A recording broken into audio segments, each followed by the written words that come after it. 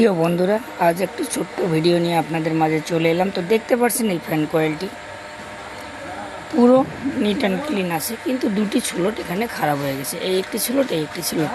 তো সেই ক্ষেত্রে আমরা কি করতে পারি, দুটি স্লটকে খুব আলতোভাবে কাটতে হবে এবং দুটি স্লটের লুপ ঠিক মতো কানেক্ট আছে কি না সেটা দেখতে হবে। দেখার পর আমরা এখানে জয়েন্ট করে এই স্লট দুটোকে দেখুন কিভাবে বানিয়ে ফেলি।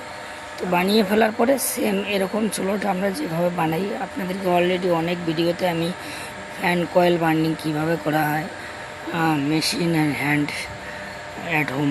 তো আমার কাছে তো মেশিন নেই, আমি অ্যাট হোমেই কাজ করি।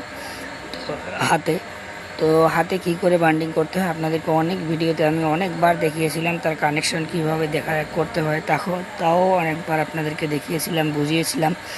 যদি না জেনে থাকেন, না বুঝে থাকেন, তো অবশ্যই আমাকে কমেন্টের মাধ্যমে জিজ্ঞাসা করতে পারেন। কিন্তু আমি এখন দেখাচ্ছি যে এরকম সময়ে, এরকম অবস্থায় আমাদের করণীয় কী থাকে। পুরো কয়েলটাকে কেটে দিলে এটা সবথেকে একটা বাহাদুরি ব্যাপার হয় না, কারণ পুরো কয়েলটার মধ্যে কোনো স্পট নেই। দেখতেই পাচ্ছেন আপনারা, কোনো ধরনের কোনো স্পট নেই, নিট অ্যান্ড ক্লিন আছে। তো আমরা যে জায়গাটায় ফল্ট হয়েছে সেই জায়গাটা কেটে রিপেয়ারিং করতে পারি, তাতে কস্ট অনেকটা কম হবে, সঙ্গে সঙ্গে কাস্টমার অনেক তৃপ্তি পাবে। এবং সাধারণ কয়েলগুলোর থেকে, যেগুলো মার্কেট থেকে ওয়্যার নিয়ে আসা হয়, সেই কয়েলের থেকে কোম্পানির যে বান্ডিংটা আছে সেটা একটু হলো লাস্টিং বা লাইফ টাইম বেশি হবে।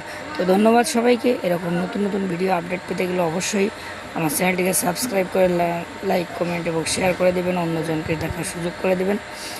ধন্যবাদ, সবাই ভালো থাকবেন। আমি আবারও কোনো নতুন ভিডিও নিয়ে আপনাদের মাঝে চলে আসব। ততক্ষণ পর্যন্ত জয় হিন্দ, জয় ভারত।